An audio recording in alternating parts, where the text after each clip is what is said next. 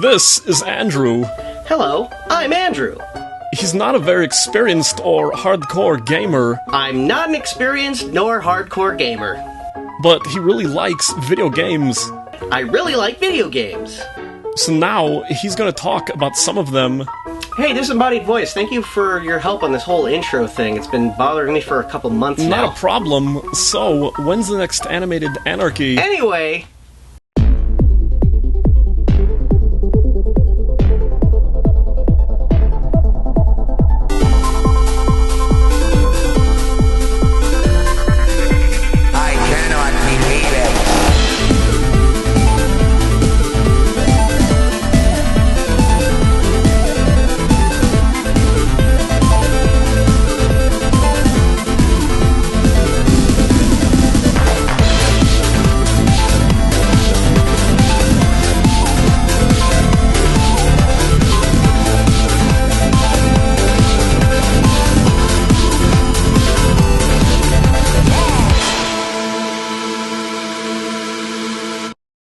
I think by now it's no secret that growing up, I was a huge Mega Man fan.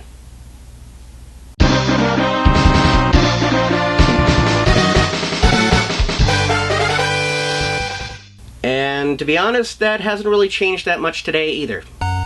There's quite a bit of history to this Mega Man, now 25 going on 26. He's pretty close to being amongst one of the oldest ongoing video game series, earning himself the title of being one of the most recognizable franchises in gaming history. And reason being, he's one of my personal favorites, can probably be connected to the fact that it's the first game series I ever experienced on my own. So, let's turn back the clock. Hang on. Wait, no, that's forward. This might take a while. Let's skip. The year is 1990 and I'm 8 years old. My elementary years. Back then, video games were a bit of a mystery to me. Since the initial release of the Nintendo Entertainment System a few years before, I was probably one of the only kids without a game system in the house, and I'd only seen, heard, or gotten a little taste of them at friends' houses or in arcades.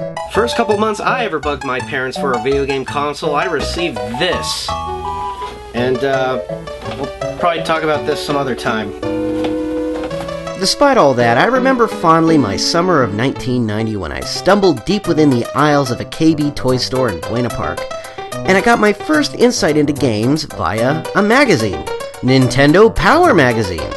In fact, this issue I'm holding right now I've kept since I first bought it, and boy did I read the hell out of it. Look, I even drew on the cover. Look, Fat Cat is hypnotizing Chip and Dale, causing them to fall to their deaths. Oh, I don't know what I was thinking there. It was a simpler time, and I must have read this one volume millions of times, and it got me deeply interested in games it covered. Little did I realize, amongst Final Fantasy, Rescue Rangers, Castlevania, and the Mammoth Conspiracy, there was a little bit of coverage of a game from a Consumer Electronics Show article. I never heard of it. It was called Mega Man 3. I wondered. What is that, I wonder? Bull, can't stop now! More magazines! Video game magazines like Nintendo Power were what really got me into video games in the first place. I mean, I would go to the magazine aisle and I would pick up as much as I could find, like Electronic Gaming Monthly, Game Pro, Game Fan, anything. It was my open source to video games in the first place. And I took it to school, and the teacher took this one and dunked it in water for some reason. But as for actual physical games, I was still the odd kid out of school. October had passed, my birthday had given me zilch in video game rewards, other than a trip to Chuck E. Cheese starring a malfunctioning animatronic, but within Nintendo Power Volume 18 revealed something to me that would change my life forever. What's this? Mega Man 3? Dr. Wily, who's that? Alien Worlds? Oh, little robot dog! Oh my god, this is so awesome!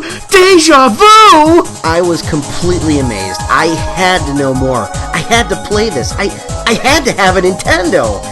This poster was kept on my wall as a reminder that this was my destiny. This was what I was put on this earth for, to play this game. Not to mention it was nearing Christmas. That one chance past my birthday I'd even ever see a notion of this goal happening. I eagerly awaited Santa Claus for that one present, that wrapped rectangular-shaped box that wasn't quite big enough to be a bike, but wasn't quite small enough to be a Ninja Turtle vehicle. And it certainly wasn't going to be some collection of clothing that you'd have to try out the night before your folks wanted to make sure if it fit and they had to return it. No, Santa had to pay up this time. Yes, I still believed in Santa Claus. But the fat bastard didn't pay up. I was dejected. No console to call my own, no method of gaming to expand my young mind, dreaming of electronic pulses shocking my very brain as I stood far too close to the television set. I was left alone with my Nintendo magazines, only to dream. To dream. To dream. A few weeks later, school had started again, and I went to KB to get the newest issue of Nintendo Power.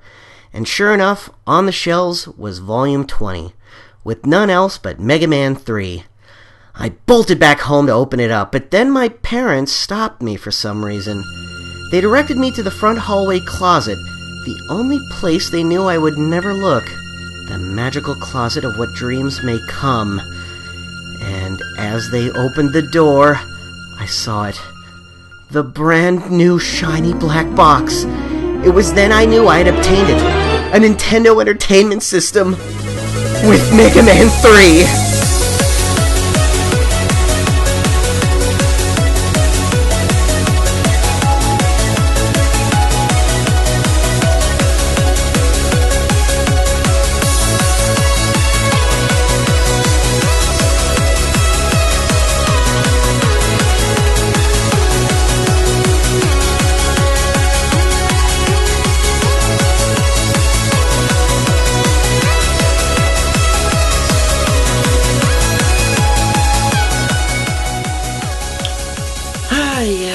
Life was good. And that's what this game was to me. A wonderful collection of childhood firsts. It was my very first video game on my very first game console, and was the first game that I ever got hyped up about on my first collection of Nintendo Power magazines. And you know what? It was also the first game that I ever beat without a video game guide. I mean, I couldn't even beat Super Mario Bros. 3 without one of those, and I would easily consider that to be my second favorite game of all time. Super Mario Bros. 3 is a Nintendo game that premiered on the Nintendo Entertainment System. Wait, hang on. I'm sorry, I'm losing track of the subject here. Mega Man, right. Well, what can I say about the game that hasn't really been said already? Well, actually, where can I begin?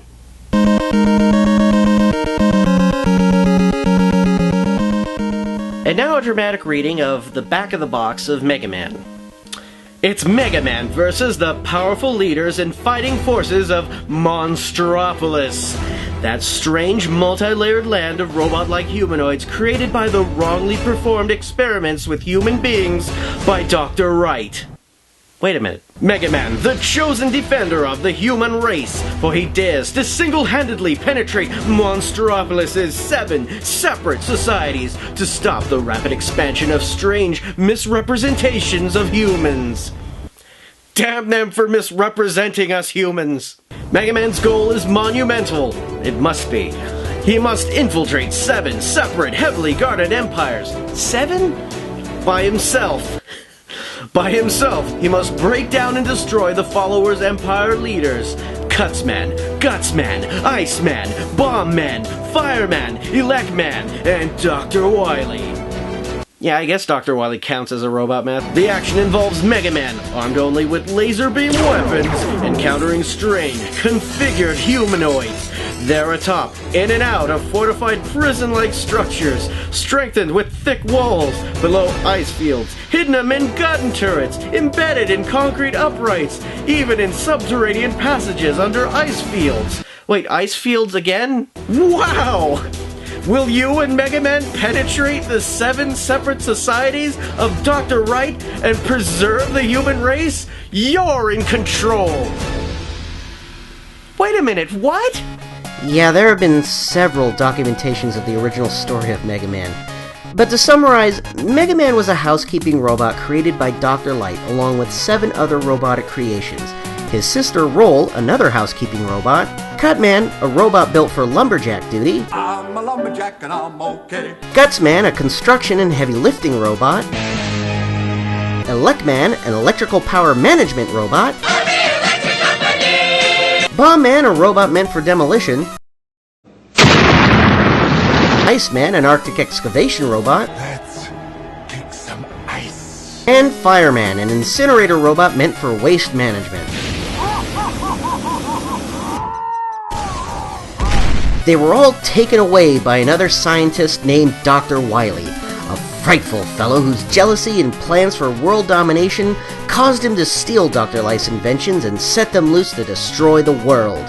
So in a sense, Dr. Wily is the equivalent of a member of DeviantArt.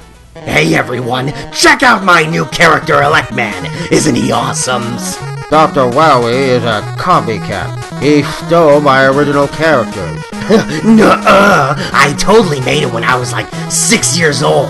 I just never had a chance to post them until now. Yeah! After a heated debate, Mega Man, still only built for housekeeping, confronts Dr. Light and asks to modify him for battle to ward off the evil forces. Thus, Mega Man's heroic beginnings. The fight for peace. A common superhero tale, to say the least. Also, were you aware Mega Man's name in Japan is actually Rainbow Warrior Battle Kid? Wait, no, it was, Knuckle Kid. Oh, crap, I had this. Has something to do with music, hang on, I gotta look this up. Okay, actually, Mega Man's true name is Rockman in Japan, named after the musical genre of rock and roll. His sister is, you can kind of put the two together, actually. Secondly, Keiji Inafune isn't actually the true creator of Rockman. He was in fact called in to work within the production team partway through to complete designs, creating the looks of Elecman and Bombman and practically all of the enemies and sprite artwork. Mega Man's original producer, Akira Kitamura, was Inafune's mentor and practically taught him everything he knows about game design. So, yeah, Mega Man was also in a long list of firsts for Inafune-san as well. The man helmed most all the graphical duties of the game, and I'd say that's quite a task. The game was run by a very small team of designers, which included Naoya Tomita, Yasuaki Kishimoto, Yoshihiro Sakaguchi, and Nobuyuki Matsushima. Sound design was headed by the extremely talented Minami Matsume, whose music and the titles are some of the most memorable themes in gaming history.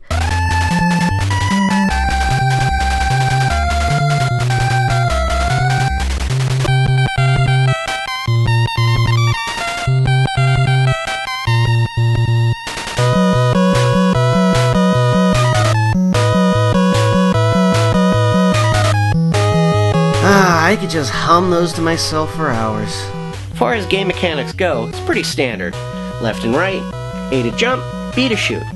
Plans were made for Mega Man to duck, but there was something about these simple mechanics that just made it the perfect type of challenge, and I think they knew that going in. I'm playing the game while it's off. With my mind. One of the biggest features of Mega Man was the implementation of other weaponry that could be collected after defeating a boss, bringing me to one of the key features of the game itself, choice. When you start the game, you're immediately struck by the stage select screen. This offered gamers a brand new experience, to create their own experiences. Instead of starting at 1-1, you're offered to decide where, or in this case, who to continue with. If you didn't fare well with one stage, you could just try again later and move on to the next challenge. See if you have better odds there. Speaking of selections, we're introduced to our main antagonists, the Robot Masters, 6 bosses whose names I mentioned before. There were plans to bring in 2 more, but given the limitations at the time, you can see why 6 was a better choice. The number of 8 Robot Masters was implemented in the next game and became a staple ever since. Kinda makes you wonder, what could have been?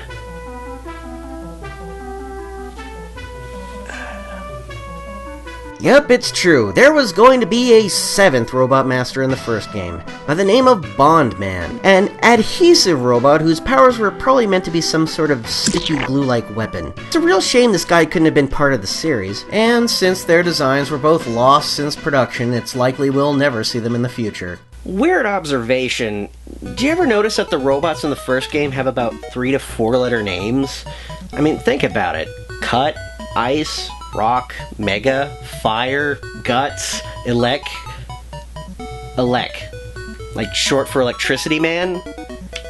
Well, I guess that would have meant he was a bit of an outcast, but anyhow, moving on. To newer gamers, you really didn't know about boss weaknesses unless you tried it out. So unless you cheated and read it in a Game Pro magazine, you big fat stinky shit, you didn't know that Elect Man could be taken out with Cutman's weapon in a few shots. This kind of variety led to possibilities, making gamers figure out patterns and strategies and even greater challenges for themselves, such as how fast someone could beat the game, how far can you go without losing one life, or challenging each boss with only one main weapon in hand, or how many points you can gain in each stage. Yes, there was a point system. I don't know, that was a big thing back then. I never understood the whole point system. It seemed so pointless to me now. Pointless! You get... Oh, well, okay, seriously. Gaining points actually created another type of challenge. I mean, there are folks who love to fight over who got the most points in a stage, or even in the whole game. And while it is novel and adds to the variety of challenges, I'm kinda glad they took it out. Speaking of, well, it can be pretty damn tough. A lot of the game's strategy requires a level of determination, trial and error, and quick reflexes that demand skilled button pressing. And while you're required to have a bit of a mean trigger finger, I can't stress this enough by saying, jumping is key. Each stage has their own kind of persona, or traps, surrounded with enemies that can either be a minor nuisance or make your life completely difficult. While I say that the game has a huge level of trial and error, be sure to commit to some very stressful sections that you may or may not have to return to again and again, urging you to perfect the puzzle-like platforming. Consider this puzzle solved. And there we have it. And while the internet and the Miiverse is filled with dumb questions like, how do I defeat the first enemy at Cutman stage? Or, I can't go through the platforms. Just remember, these kind of questions were really never new. That's Counselor's Corner, get it? That's a joke.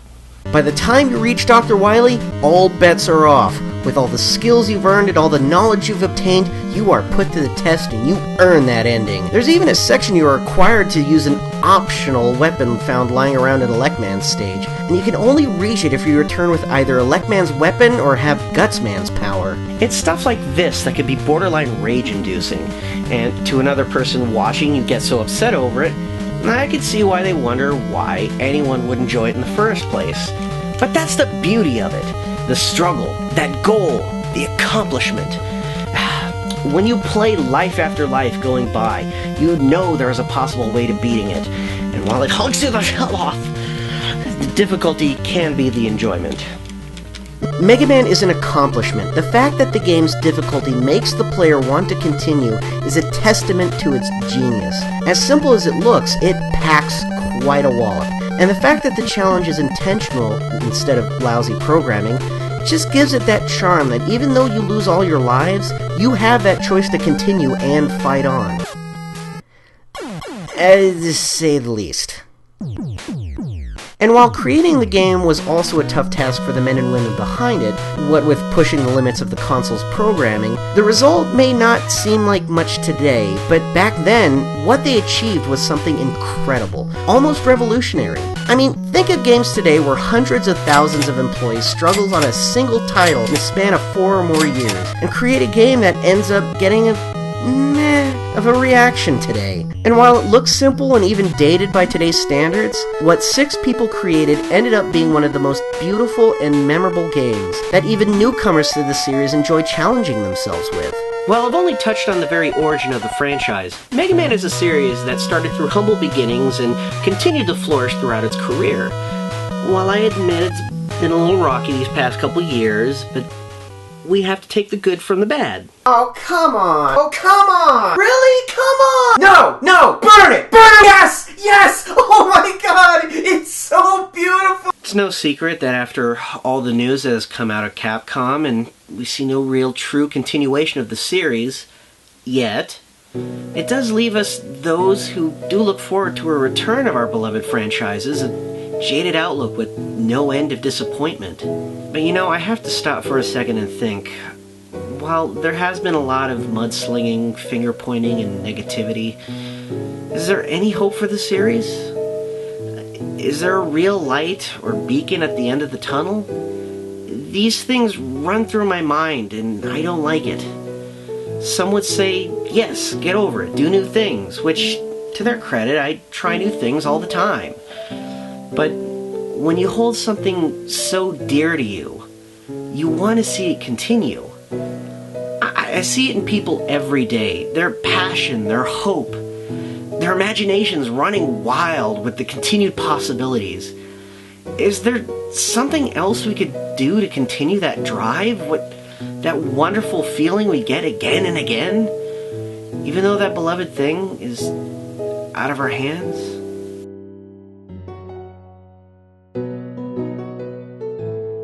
Now, I apologize that this video has gone longer than I originally planned, but considering the events that have happened since I started writing this, I gathered that I should address something that's not only important to me, but important to the industry itself. In October 2010, Keiji Inafune announced that he was leaving Capcom to pursue his own ventures in game development, soon after founding the studio Concept. I'd be lying if I said this news didn't leave me angry or skeptical. He was the strongest voice pulling for the series, and the idea of him leaving left us confused and angry. Game after game in development under the Mega Man title began to fall into obscurity. Fans got upset and Capcom merely brushed it aside, aiming for their own demographics as if nothing happened. Inafune-san was also in the brunt of criticism. Why did you leave? Why couldn't you have stuck it up and continued? Why did you abandon the game that you and we loved? What would you do? Where would you go when something you love is so distant and restricted to the touch? Almost forced to sit back and you watch as your passion slowly fades away. What do you do? Sadly, I connect with Inafune-san. A company is what it is, a business. They have to make tough decisions based around the facts that are given to them. If a franchise does well, they continue with it. While that's not always a good thing, where else can you take it? Do you do something new with that idea? Branching it away from its original roots and a risk almost to the point where you can't make a clear comparison to the original? Or do you let it continue its traditions with little variety or innovation, letting it run its course until it's dry and saturated? If they're mishandled with these extremes, a company will lose faith in its product, ultimately denying ones who care the most deeply for them, as many as there may be. Now, don't misinterpret what I'm saying here. These are extreme cases that have been seen in a lot of games throughout the generations. While I admit Mega Man is not a perfect series with its own set of outcasts, you can't blame the ones who have poured their hearts and souls into them for trying those risks, some with more success than others would like to admit. I'm not going to sit here and tell you what happened. I wasn't there, and I certainly can't say I personally know Inafune-san's experience and reasoning for his decisions. But can you really blame him? Going back to my original question, what do you do? Where do you go when the thing you love most is out of your hands? You do it again.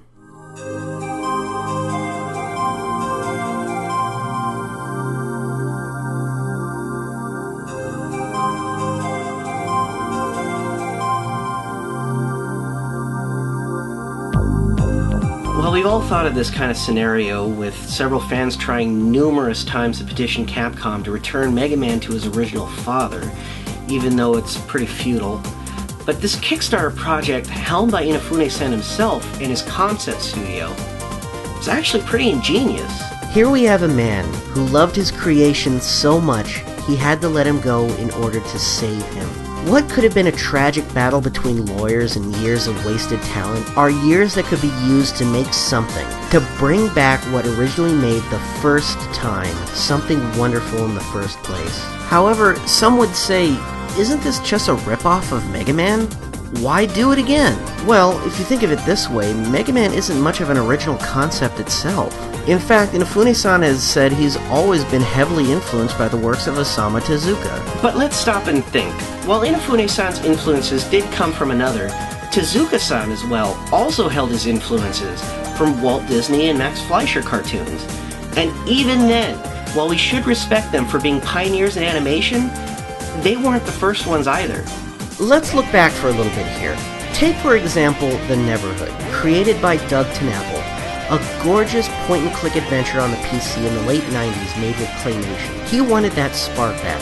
He wanted that team together again just to regain that love of storytelling, creation, and imagination. But again, what can you do when that thing is behind a company wall? Well, you'll be able to see soon thanks to the success of the Armacroc Kickstarter. Let's go even further back, again to Walt Disney, who created Mickey Mouse.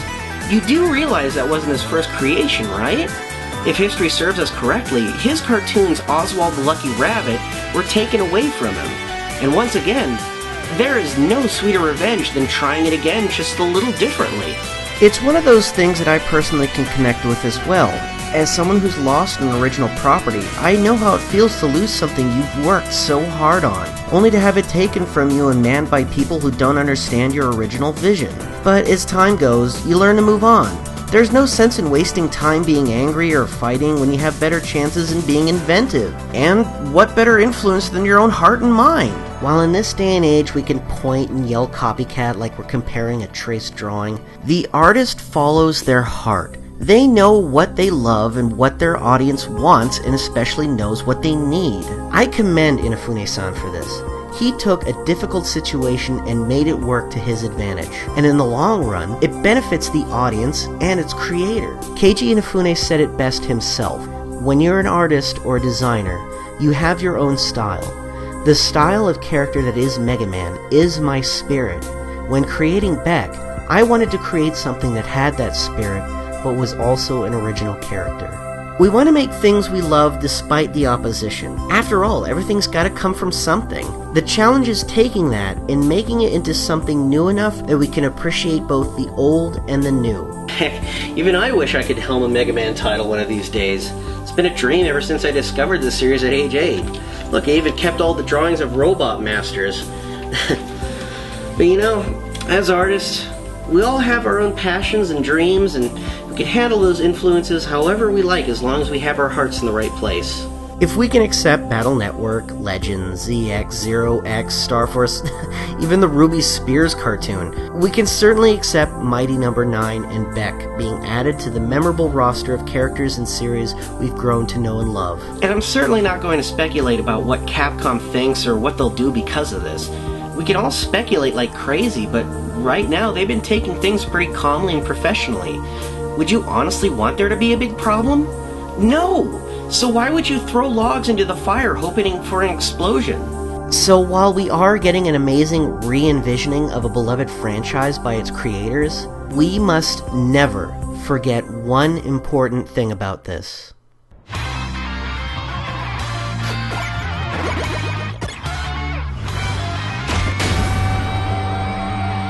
Mega Man is by no means dead. What we are getting is the best of both worlds, something old and something new. While it's easy to shake your fist at a big company like Capcom as if they're holding our beloved characters in some kind of steel cage, we have to stop and think rationally. We shouldn't be fighting, we shouldn't be angry, and we shouldn't be throwing obscenities at people who are even involved. But we should not expect to get what we want either. Through times of anger and frustration, we could be using that energy to build things. Because despite what you know, there is always a light at the end of the tunnel, as long as there is a positive method of action.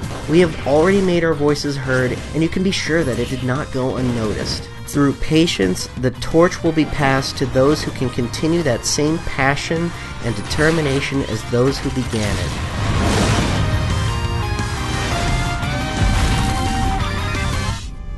In a world of competition, an audience has choice. Who chooses to enjoy classics? Who chooses to enjoy new things?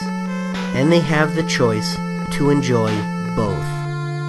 Fight Mega Man and Beck for everlasting peace.